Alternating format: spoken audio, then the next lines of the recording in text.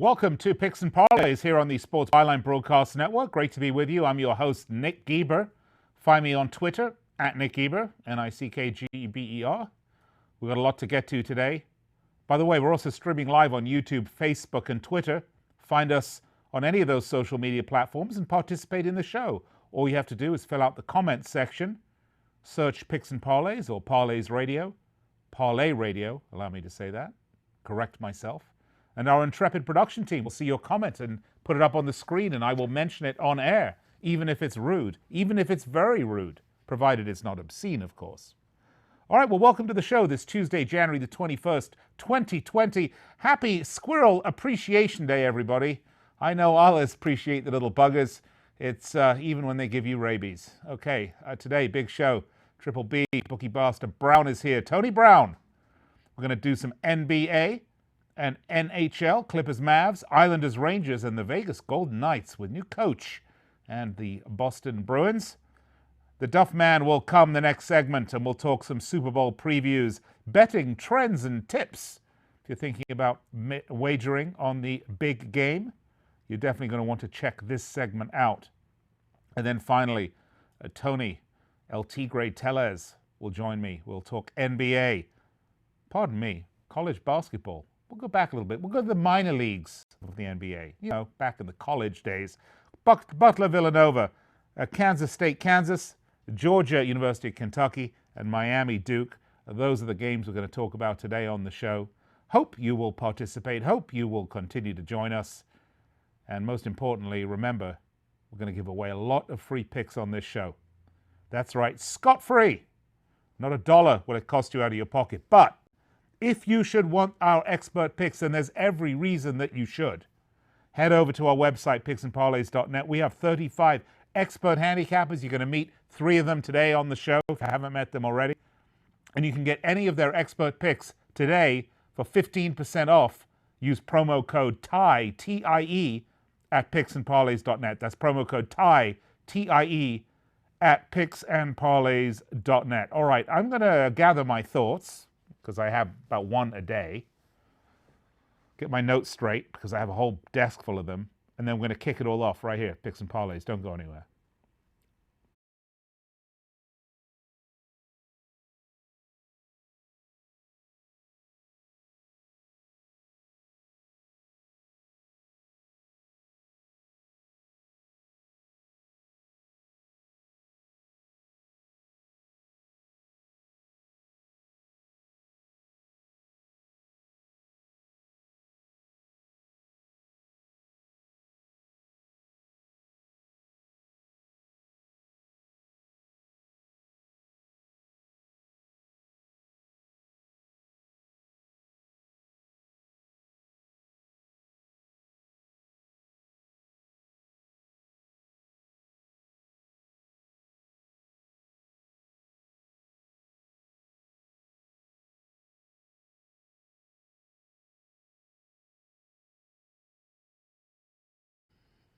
Welcome back to the show, Picks and Parlays. I'm your host, Nick Geber.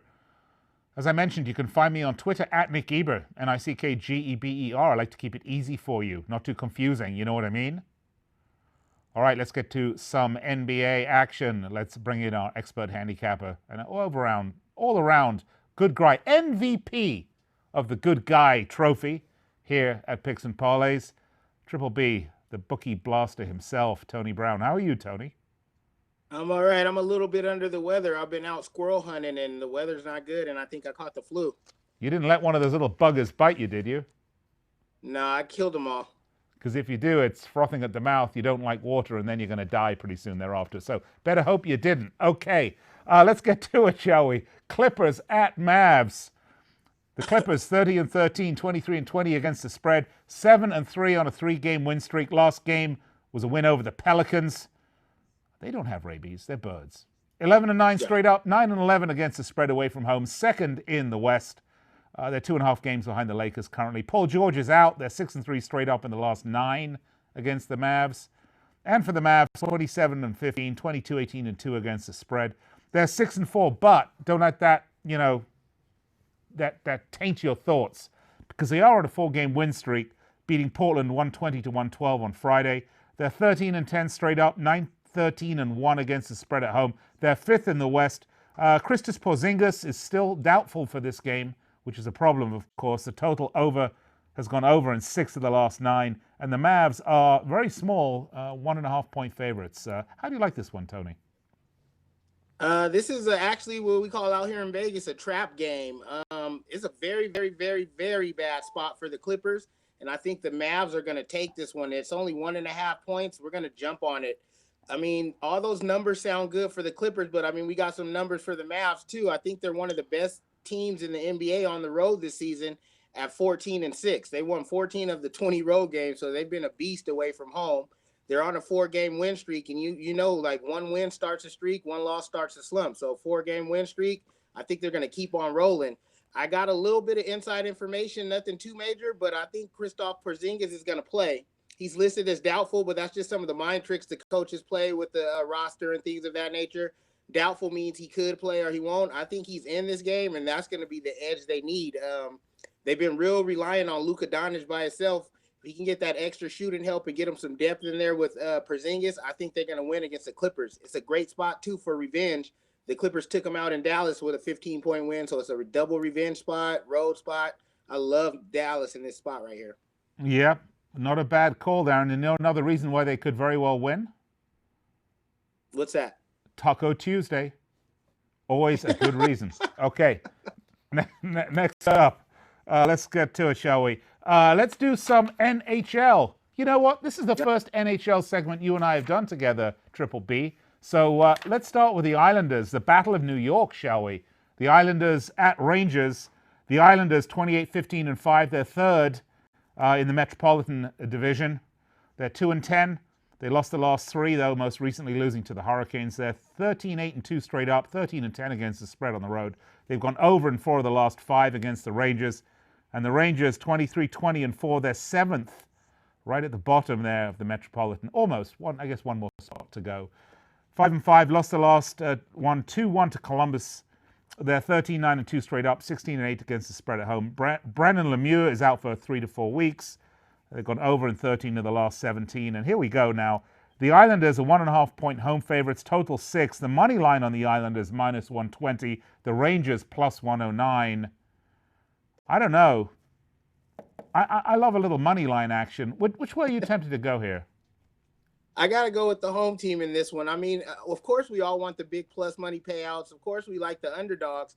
But when they don't win, that's just a donation to the casino. I mean, we're trying to get the money here, and the Islanders is the better play.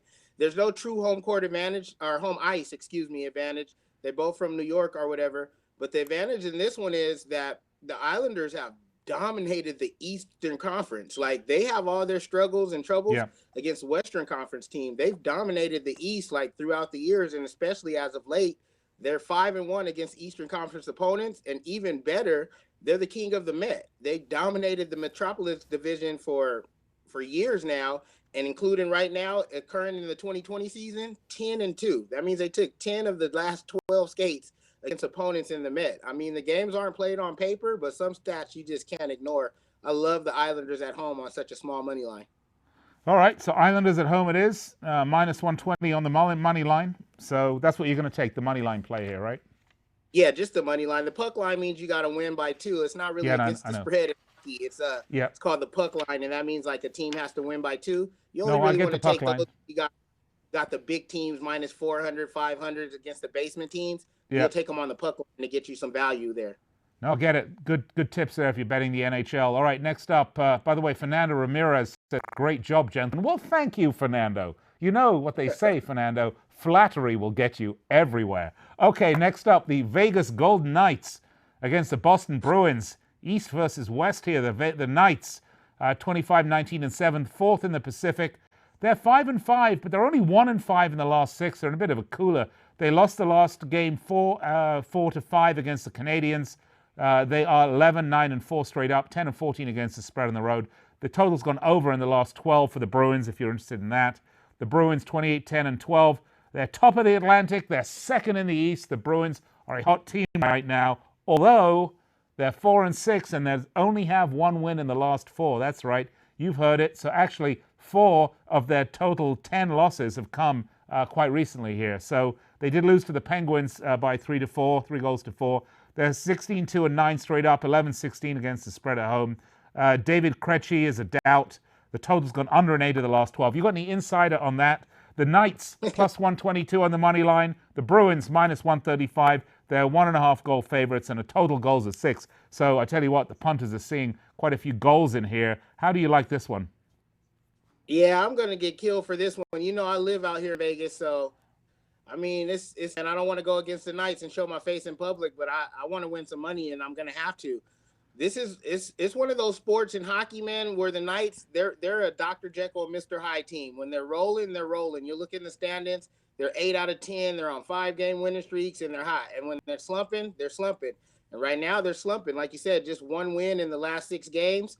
They're going on the road. They have a brand new coach, and then to top it all off, Boston has eaten them alive. And like, say, only been in existence for 2 years or whatnot. 5 games against Boston. Boston's 4-1, and the one game that they lost was very, very close. Boston has no problem beating the Knights, and Boston's slumping themselves. No way to get out of a slump than a team you've dominated. And I think the Knights coming into town with a new coach, struggling and stuff, not a good spot. And I like Boston at home in this one. You don't see any new coach bounce here? Nah, they got beat the first game, this very first game in inauguration, like when he came in, and it takes some time. We were already an expansion team, so we had so much success going to the Stanley Cup in the first year. People just thought we had clicked, but we still got a lot of rebuilding to do. And then to change coaches in the middle of the season like that, it's going to be tough for a while. My understanding is Carlson's injured, and they've got a couple of other big injuries as well. So, but look, for a team that's won in its 3rd year, to currently be looking at this and bemoaning their situation as 4th in the Pacific Division, it's pretty funny, actually. I mean, this team has been overperforming from the minute they opened the doors at the T-Mobile Center. Yeah, right from the gate. I mean, they came out hot and went straight to the Stanley Cup and took the first game. That's what people forget. Not only did they go, they had Ovechkin down 1-0 in there, but ever since then, it's been a major letdown. I mean, you wouldn't call it a letdown. A 3-year expansion team, I mean, this is kind of where we expected to be, but just after such a hot start, people aren't used to the Knights struggling. You know what? I followed and was a fan of the Los Angeles Kings for literally 2 decades when I used to live in LA. Had season tickets back at the old Forum. Used to sit there with Bruce McNull before he was arrested. But listen, if you enjoy this game, why don't when the Golden Knights play back here, maybe we should start a new thing. Maybe throw squirrels on the ice instead of octopus. Yeah, forget those octopuses. Let's just throw the squirrels. A bunch of them I just killed. All right, don't kill them. Throw them out so that they can run around and see their little legs scrambling on there. Hey, listen, if you're with Peter, you better not get in touch with me, all right? Okay, we've got to go to break. Triple B, always a pleasure. We'll chat to you soon. Coming up next on the show, don't worry, the Duff Man cometh. Let's talk a little NFL betting picks and strategies.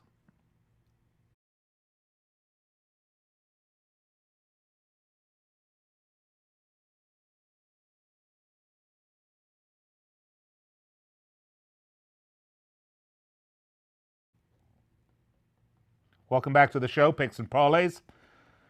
Nick Geber with you here, as I am every weekday, 4 p.m. Eastern Time, 1 p.m. Pacific, live on the Sports Byline Broadcast Network. And we stream throughout the day on our YouTube, Facebook, and Twitter social media channels. You can find us there. And if you want to participate in the show, as happened last segment, we'd love to hear from you. Just fill out the comment section, and we will try to bring your comment into the show.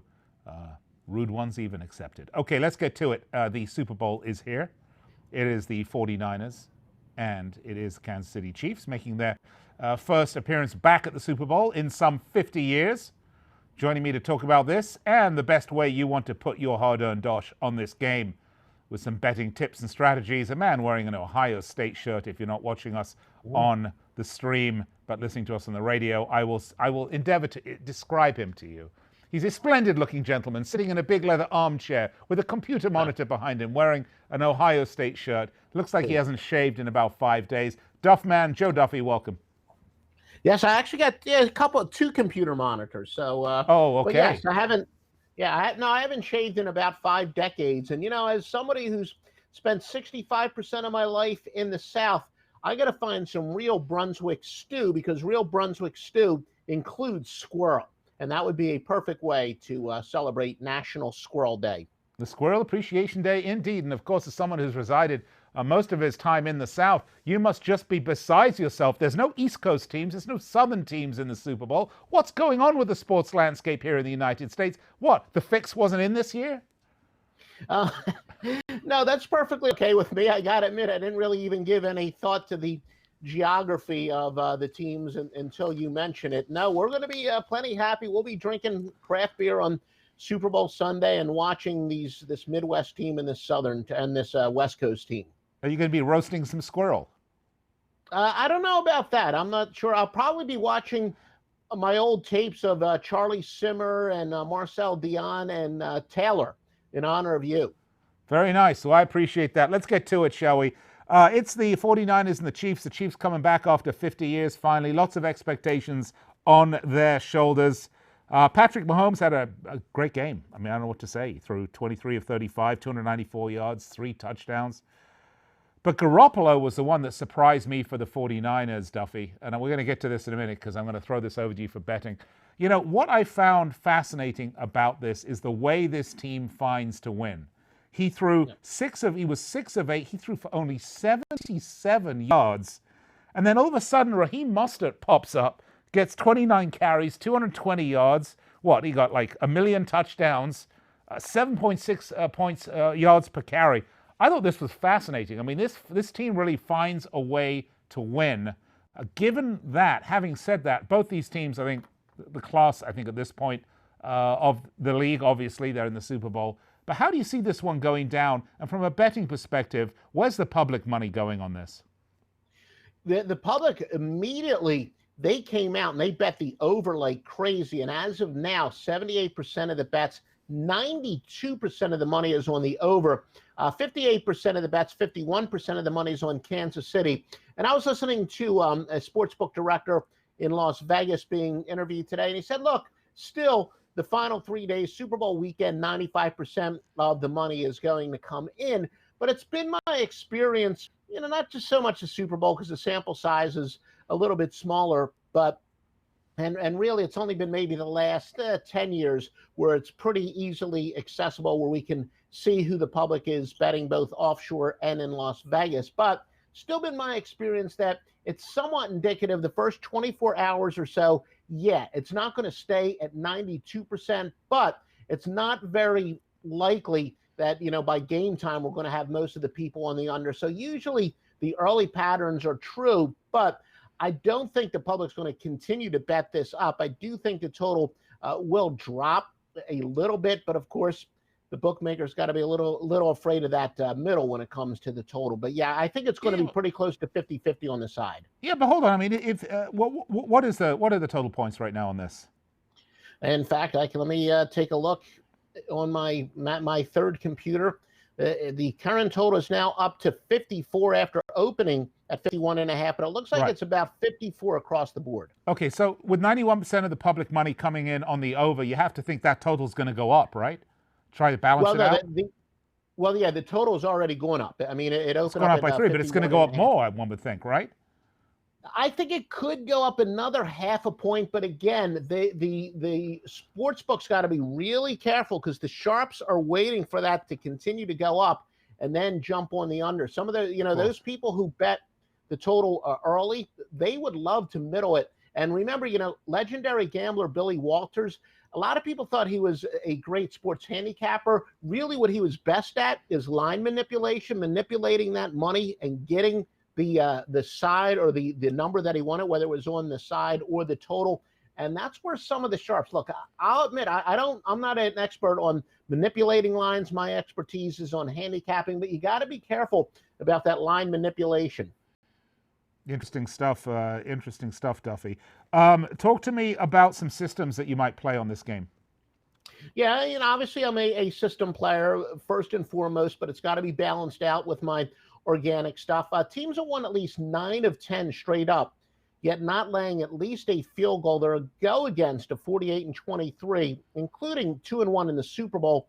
And that would say San Francisco. Obviously, you're in the Super Bowl, you're going to have 2 hot teams, but Kansas City is really sizzling hot. And what it says, again, it makes perfect sense. because it'll be the first time we'll use it. But what I always like to say, the NFL is definitely a regression of the mean sport. And what it says that if a team is sizzling hot, but yet they're playing another quality team, which would be the case if they're not laying more than a field goal, this is where they could possibly have a letdown. Now, one Super Bowl specific one, Super Bowl teams with lower winning percentages, but they're not large underdogs, and under other circumstances, an incredible 11-1. That would favor Kansas City. And I remember it's one of these, I think I was telling you about this before. I can't even remember who it was. It was an ex-NFL player who was convinced that, the good rushing teams are the ones that'll do well in the year, and the teams that have been on the field are the teams that'll fade late in the year, but not necessarily so. The better rushing team late in the season and including the playoffs are a fade of 86, 52-2. That would favor Kansas City. And we also have one that in the playoffs, teams that were drastically improved from the previous season are a go against of 30-15, and that would favor Kansas City. So, a little bit more stuff favoring Kansas City, but it's somewhat balanced there. And I know I had another system that if the line moves a little bit, it's going to favor San Francisco. So yeah, I kind of think the odds makers got it right as far as at least getting balanced action. And San Fran, you could argue, has slightly better pure numbers, but Kansas City probably the better conference and certainly the more explosive offense. All right, the game in Miami, any geographic advantage to either of the teams of the game being there? No, I do. I know I said it in college sports, and especially when it comes to the NCAA tournament, and even when it comes to bowls and really the smaller bowls, I look into that. Not really so much in the Super Bowl. I mean, obviously, if it were, say Tampa playing in Miami or Miami playing in Tampa, there would be. But no, that's not something that, unless it's blatantly obvious, where teams playing in state. And of course, we've never had a host city where the team was in the Super Bowl. But no, I don't see any geographic advantages here. All right, very quickly, we have a couple of minutes left. Talk to me about the difference in styles between these two teams and how they match up for a potential outcome. Yeah, both of these teams, when I look at numbers, the numbers I like to look at is yards per play, yards per rush, and yards per pass, but relative to what their opponents normally allow. So that kind of, rather than total yards, which says a lot about pace, obviously San Francisco is stronger on the defensive side, and they play more of that old-fashioned smash mouth, where Kansas City is much more of a modern team. They have one of the great, Mahomes is going to go down as one of the all-time great quarterbacks, unless he's hurt. If this kid stays healthy, in the year 2050, we're going to be talking about him as one of the best athletes of the first part of the half century. But San Fran, they're a pretty good offense, better than some people think. They get 7.9 yards per pass to teams normally allowing 6.8. Kansas City is 7.9 to 6.9. So the pure numbers say San Fran's passing game is actually more competitive than some people may think. The Niners hold teams at 0.8 yards per play below their normal average. Kansas City defense might surprise someone. They hold teams to 0.2 below their normal average. So the reality, they are two fairly decent defenses. So that's something to consider with this high total. And of course, I guess there's one injury. We'll take a look at Tevin Coleman as the game gets much closer. He, of course, a key cog for San Fran, especially if you believe that the 49ers need to keep them off of the field. Well, interesting you're talking about the passing game, and of course, I did mention this, but I mean, there was very little passing in the Green Bay game. Was that because the 49ers were really just adjusting to their competition? Yeah, I mean, well, the 49ers, obviously, they got out to that impressive lead, and, they didn't really need to pass. And remember, Kyle Shanahan was the guy who was the offensive coordinator when the Falcons blew the biggest lead ever in the Super Bowl, 28-3. So and that's kind of I'm going to be looking at the fourth quarter total, by the way. I think both of these coaches, regardless of who has the lead, they could be conservative in the fourth quarter for certain reasons. No, San Fran, look, they're a ball control team first, but you kind of implied at the top of this report, I don't understand why Jimmy Garoppolo doesn't get more credit. The 49ers record with and without him, because, coming into this year, Garoppolo had been somewhat injury prone. The record with and without him is amazing. Remember, he's the guy that Bill Belichick apparently did not want to trade in New England. Garoppolo is a very efficient guy. I've always said, I want a quarterback who can make the routine pass. And that's why, all these overrated quarterbacks, they have these ridiculously strong arms, so they can't complete the routine pass.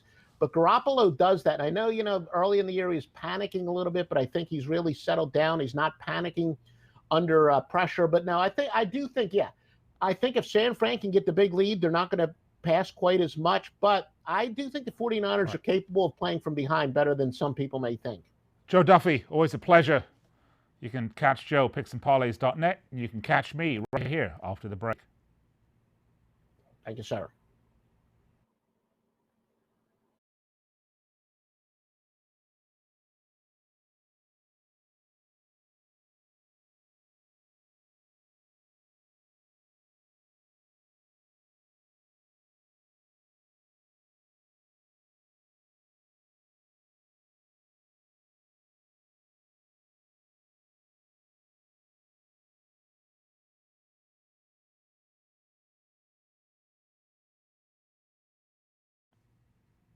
Welcome back to the show, Picks and Parlays. Man, I love this show. Look, we've done NBA already, NHL. We've had a really fascinating discussion with Joe Duffy about Super Bowl betting tips and strategies. And now we're going to move along to college basketball. Welcome back, Picks and Parlays, right here on the Sports Byline Broadcast Network. Also streaming live throughout the day on YouTube, Facebook, and Twitter. Let's talk some college basketball with my good friend and one of our star handicappers, Tony El Tigre Tellez.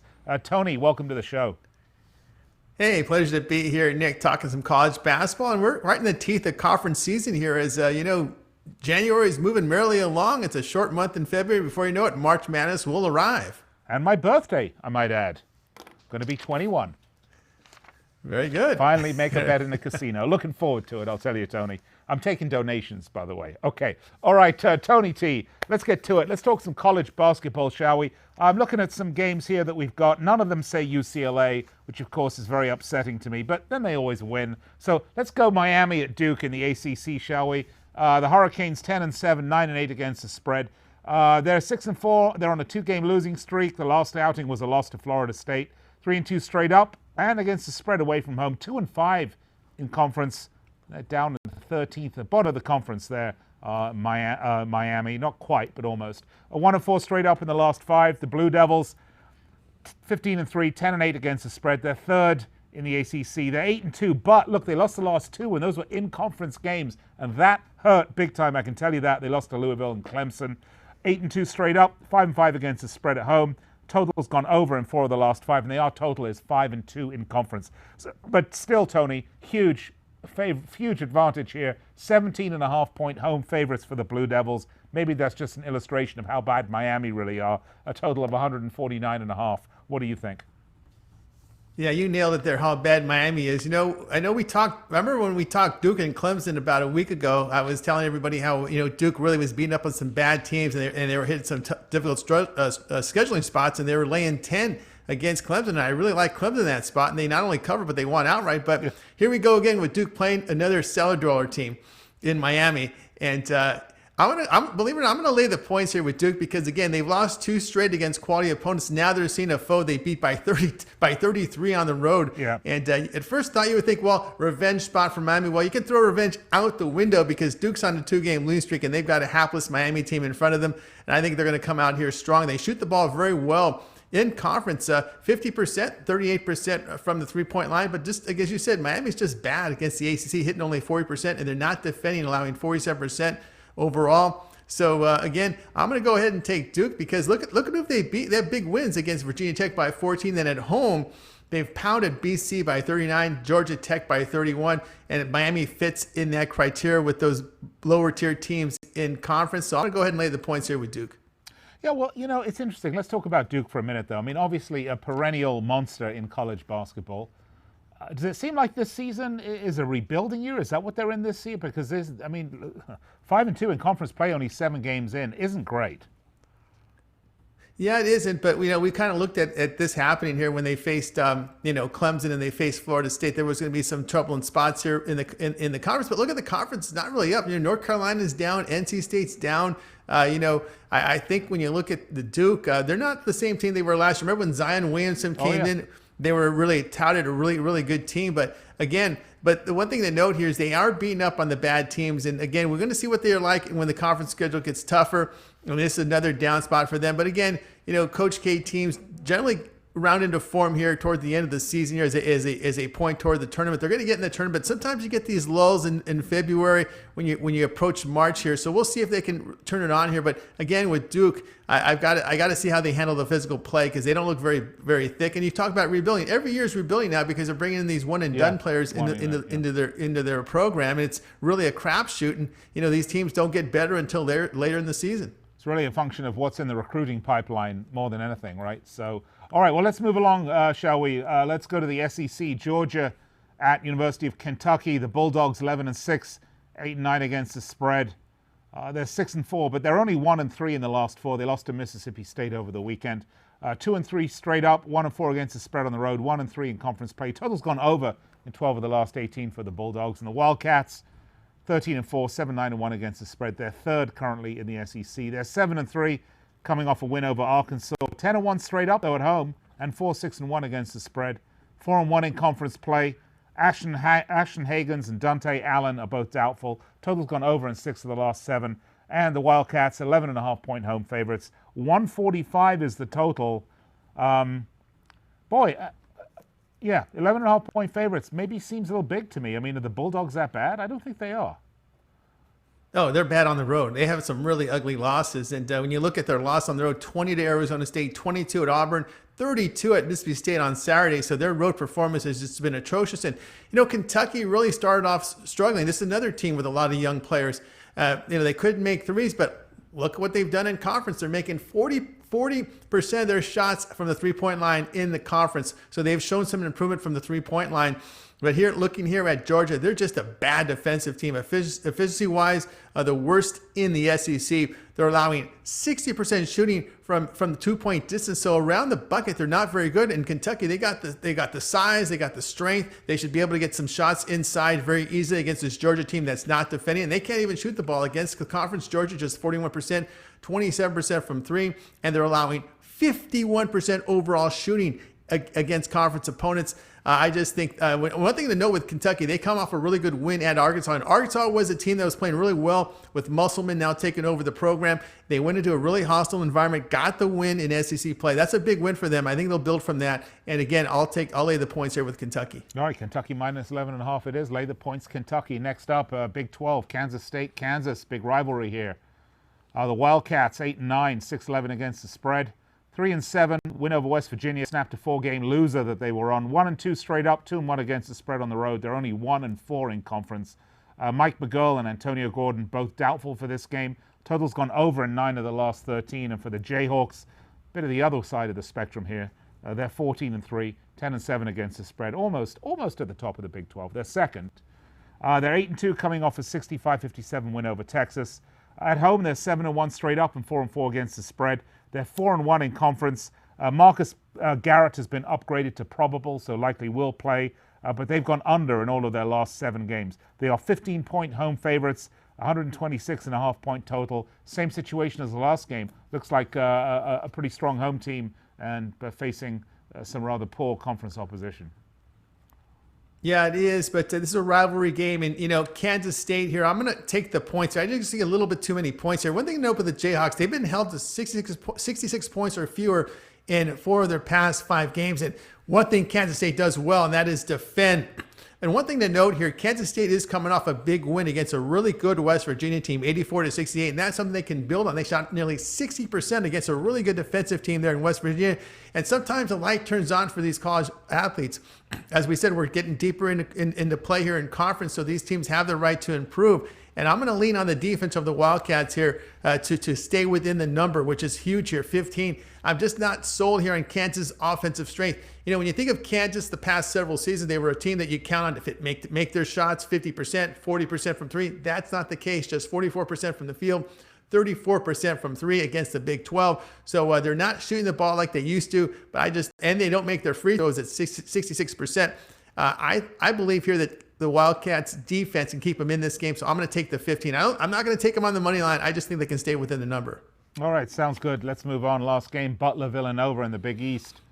The Butler Bulldogs 15-3, 11-6-1 against the spread. They're 7-3, but they have lost the last 2 in a row. Most recently losing to DePaul. They're 3-2 straight up and against the spread away from home, but they are 3-2 in conference. 1-4 against the spread in the last 5 against Villanova. And the Wildcats 14-3. Two hot teams right now. Well, maybe after losing 2 in a row, not so hot right now, but let's just say hot if you want to look at their records. The Wildcats 14-3, 9-1. This is a hot team. Their last outing, though, was a loss to UConn. They lost their first one in 10 games. They're 9-0 straight up at home, though, and 5-4 against the spread. They're 4-1 in conference play. 7-3 heads up in the last 10 versus Butler, and they've gone under in 6 of the last 7. And they are actually only 4-point home favorites here. Total of 129. How do you like this one, Tony? Yeah, I think this might be a really close game. Could be a one-possession game. That's why I'm going to take the points with Butler +4. Of course, Villanova, they failed to cover their past 2 at home close wins to DePaul and Connecticut. And I've got Butler a better team than both of those. And one thing to note here, Villanova just not shooting the ball well against the Big East. Just 40%, 31% from 3. And one thing with Butler, they have shot and defended better than Villanova against the Big East, where they allowed just 38% shooting, 28% from 3. And they've played well, and I look for them to respond huge here off back-to-back losses. And of course, Villanova, not a team that defends very strongly around the bucket. And one thing to note here is I do believe Butler can clean up their turnover issue in this spot. And I'm going to take the points, Nick, and I think it will be a very close game. Could be a one-possession flash finish here. How do you like the Big East in terms of its overall competitiveness this year? That's a good question, because I think this year, I think a lot of the major conferences are relatively weak. And I think I would put the Big East there. Villanova is not as strong as we see in the past. Creighton, they shoot the ball well, but again on the road you really can't trust them. DePaul is a team that's on the improve, but again it's just inconsistent. And of course, you never know what you're going to get out of Georgetown. So I'm really down on this program. I think Butler is one of the better teams. Xavier's a team that gets hot late, so let's see if they make that big push. We always see Xavier make deep runs in the NCAA tournament, so we'll see if they can do it again this year, but they have had trouble with their three-point shooting. And again, is it psychologically with these teams? Remember, they moved the line back, and there are some teams that we've seen the three-point numbers go down with some of these big programs. So we'll see how it all plays out here. But I'm a little disappointed here with this Big East. There could be a year for the mid-majors really to go deep in these tournaments. So what do you think the strongest conference is right now? It's a really good question here. We're looking at I always lean toward the Big 12 because I really like the defensive style of Texas Tech. I know Texas has struggled, but they do defend. Kansas is a strong team. The Big Ten is always going to be in the discussion, but Michigan State, we've seen some really bad losses, and it's really the home courts have held up in the Big Ten. The good teams are getting pounded on the road. We just saw a week ago, Michigan State get blown out at Purdue, and of course we saw Minnesota lose on Sunday. So. It's really a grab bag. And, of course, out west in the Pac-12, I'm really disappointed with Washington. They have not looked good. Oregon's had some close finishes, and they've lost some games they should have won. So, the power conferences have been a disappointment to me this year. North Carolina has been another team that has not played well at all in the ACC. Yeah, they did have that one injury, but you think they'd have the depth to overcome it. But no, they've looked poor this season. So it's really a grab bag. I know people are high on Gonzaga. They're high on Baylor. Baylor has been a hot team. So Gonzaga, Baylor is a team to look at. So is Dayton. And the Mountain West, San Diego State, undefeated and playing well. That's a team that could go deep in the tournament because of the weakness surrounding the major conferences right now. So is this a year you think for a surprise? And look, I'm tired of getting to March Madness and everyone looks at Gonzaga and say, oh, the fairy tale. Listen, that fairy tale's been the same fairy tale year over year. I mean, it's got a great program. We should expect to see him always going deep, Sweet 16, Elite 8 and onwards. But what about a San Diego State? Yeah, San Diego State has a show. We'll see if their offense can rise when they get deep into the tournament. That's something to look at. But they're a really good defensive team. Dayton's another team. Dayton Flyers. They made attention there in the Maui Classic. That's a mid-major there that can make some noise this year. So that's one I'll be looking at. Here's a long shot for East Tennessee State. This is a team that I've looked at, and they've pulled up some wins. They actually beat LSU this year, so that might be a team, if they get in, could be very dangerous. Akron's a team that I always keep an eye on, the MAC, that can make some noise. You never could pull some upsets here, maybe win a game in the big dance. So there's some definitely teams out there that can make some noise. Tony Tellez, always a pleasure. Maybe we'll do a whole segment on this potential surprises once we get to March Madness. Tony T, always a pleasure. You can find Tony at picksandparlays.net I'll be right back to wrap it up after the break.